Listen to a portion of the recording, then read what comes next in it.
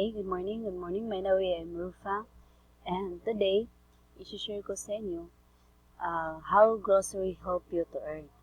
So, since yung produkto ni Planet Mobile, it's grocery products, no? Karamihan nagtatanong sa akin, ano lang advantage uh, kung ikukumpara natin si Planet Mobile sa supermarket. Okay? So, ang advantage po kasi if you are a mobile premier, okay? Ang advantage po kasi niya is you have an authority to purchase sa Planet Mobile Business Club, okay? And makakuha ka ng points value that convert into cash. And also Planet Mobile giving you a business, okay?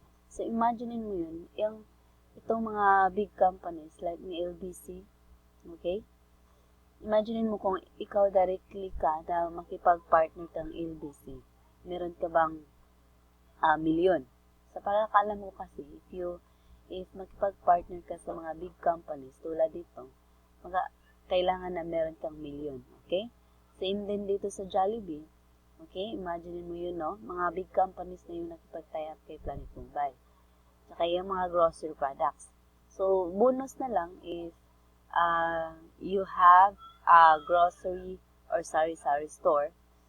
Okay? Kasi karamihan sinasabi ng mga tao, ayaw ko dyan kasi nga wala akong tindahan. Mas maganda kung meron kang tindahan yan. No. Kahit nga ako Kaya nga ako nag-join dito dahil nga gumagamit ako sa produkto, kumakain ako sa Jollibee, at minsan nagpapadala ako sa LBC. So, yan po talaga yung advantage na next natin. Okay, from Planet Mobile.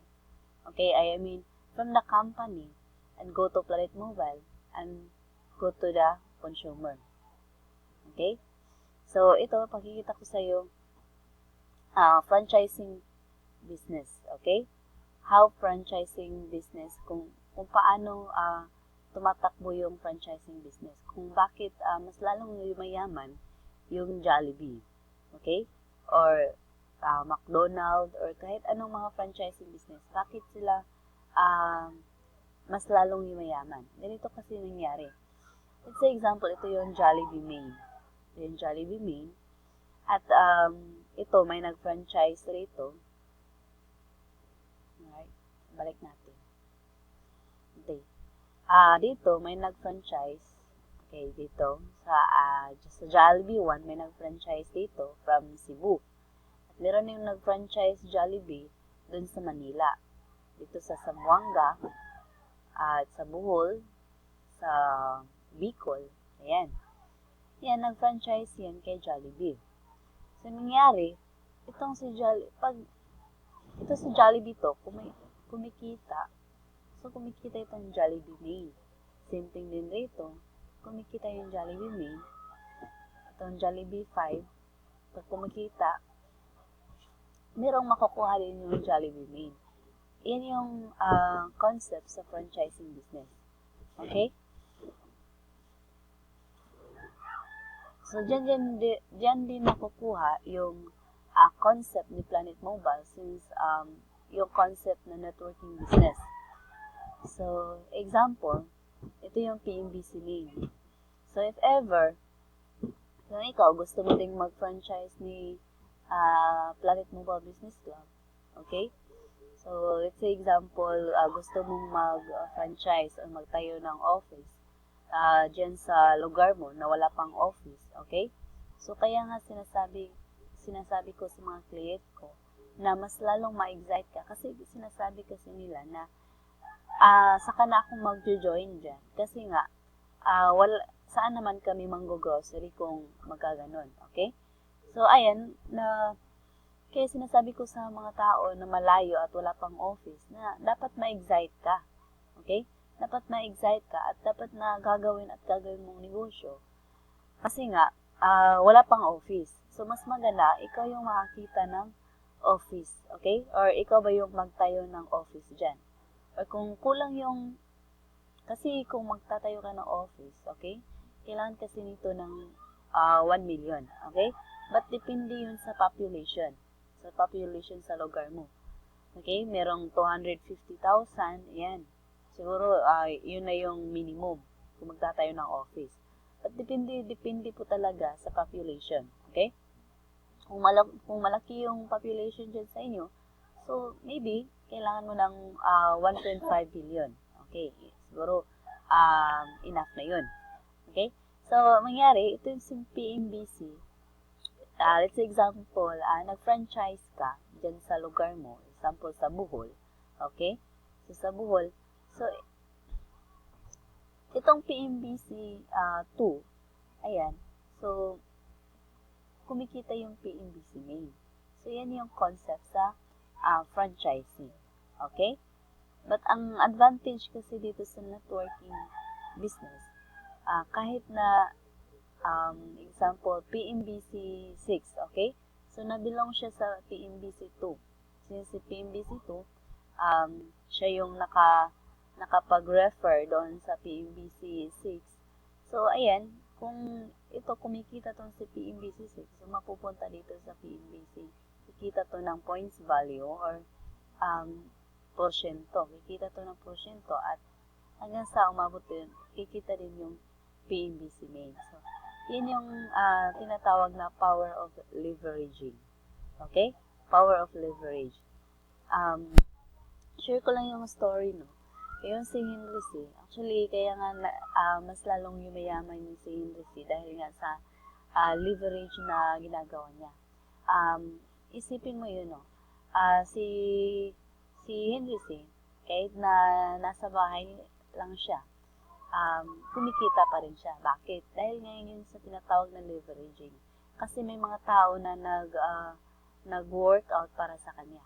So, yun po talaga yung kung ano pong kaya nga napakaganda kapag nalileverage mo yung self mo.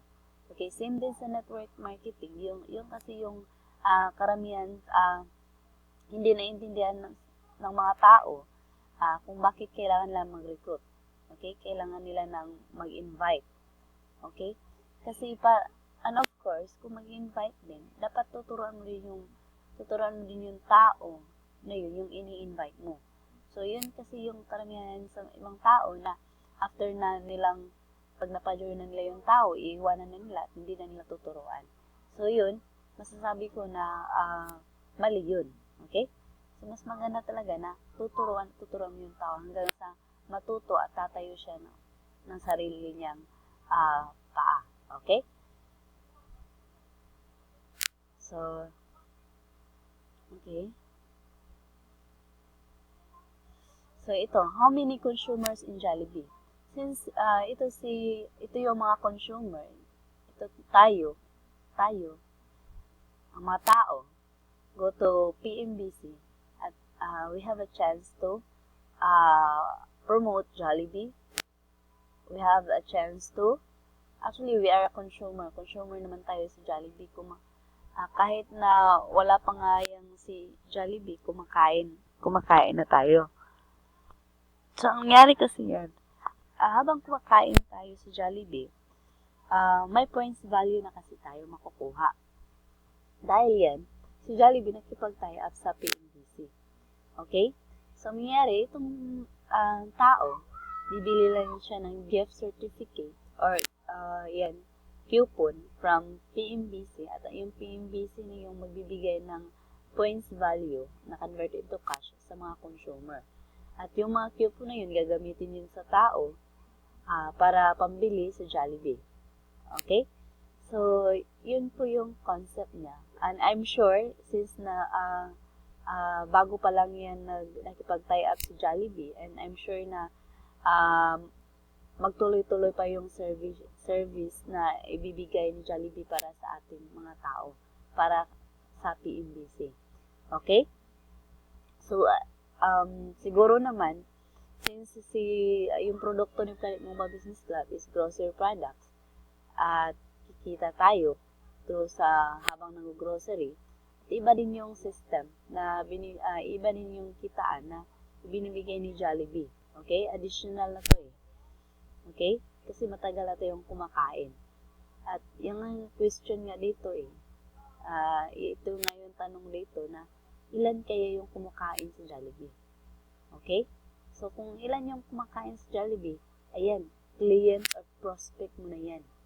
Okay? At additional pa tong ilan yung nanggo-grocery. Okay, ilan yung nanggo-grocery.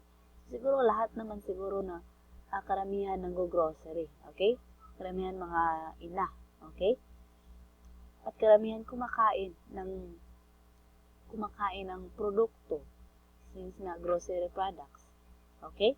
So, yun po talaga yung advantage ni Planet Mobile Business Club. Okay? So, ituturo ko lang sa iyo kung anong ibig sabihin ng asset at liability. So, connect siya dun sa kasi nga sa na-experience ko kasi sa mga tao, ayaw ko niyan kasi magastos yan. Ayaw ko mag-join kasi feel kasi ng mga client or ng mga prospect ko na gastos yung gastos yung if ever magjo-join sila kay Planet Mobile. Masasabi ko lang na nabilong si Planet Mobile, nabilong siya sa asset. Okay? Asset. Okay? Ano bang ibig sabihin ng asset? Ito yun. Anything that puts money into your pocket, whether or not you work. Okay? Yun po yung tinatawag na asset. Yung, if ever mag-invest ka sa Planet Mobile, so, yan, I'm sure kung i-workout mo, kikita ka talaga. So, may pera talaga mapupunta sa wallet mo. So, yun po talaga yung asset. Okay? So, kung liabilities, okay? Yan yung mga gastusin natin. Okay? Yung mga wants lang. Okay? Mga wants natin. Yung bibili tayo ng sasakyan. Okay? Sasakyan. Yung sasakyan, pwede rin yung maging asset. Okay? Let's say example, meron kang, bibili ka ng sasakyan para sa negosyo mo. Okay? Para pan-travel mo. So, yan, yung sasakyan, matatawag na asset. Kung yung bibili ka lang ng sasakyan, okay? Bibili ka lang ng sasakyan dahil gusto mo lang na para pang hangout, para, yan, matatawag na yan na liabilities. Anything that takes money out of your pocket. So, same din sa bahay. Kung bibili ka ng bahay, pwede siyang maging asset, pwede din siyang maging liability.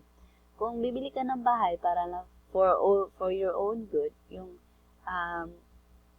kasi kung bibili ka ng bahay, kailangan magbabayad ka ng kuryente, tubig, at yan, marami pang maintenance sa bahay. So, masasabing liabilities yan. Kung yung bahay mo, okay? Yung bahay na yun, binili mo para paabangan ng mga tao, paupahan pala, okay? Paupahan ng mga yung gustong mag-board, okay? Mag-board sa bahay mo. So, ayan, matatawag yan na assets. Kasi may papasok na pera sa iyo. Okay? So, yan yung so, masasabi ko si Planet Mobile, asset po siya.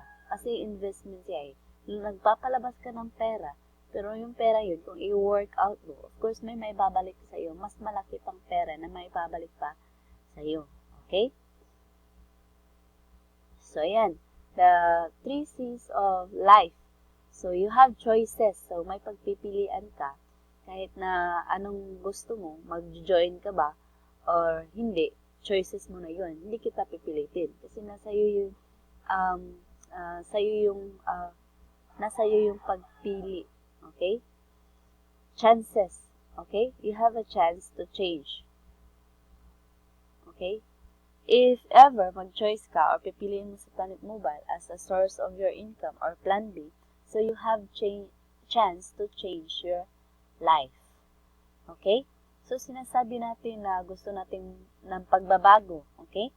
Kaya nga natin binovote si Duterte dahil gusto natin ng pagbabago. Pero, I'm telling you this, okay? Wala sa government or wala sa presidente yung pagbabago. Okay? Actually, nasa atin po. Okay? Nasa atin po yung decision. Okay? Nasa atin yung decision, yung pagbabago. Kung gusto mo ng pagbabago sa sarili mo, step up, okay? Humanap ka ng other source of income. Kahit nga hindi dito sa network marketing, kahit hindi dito sa Planet Mobile, hanap ka ng mga negosyo, okay? Kahit na may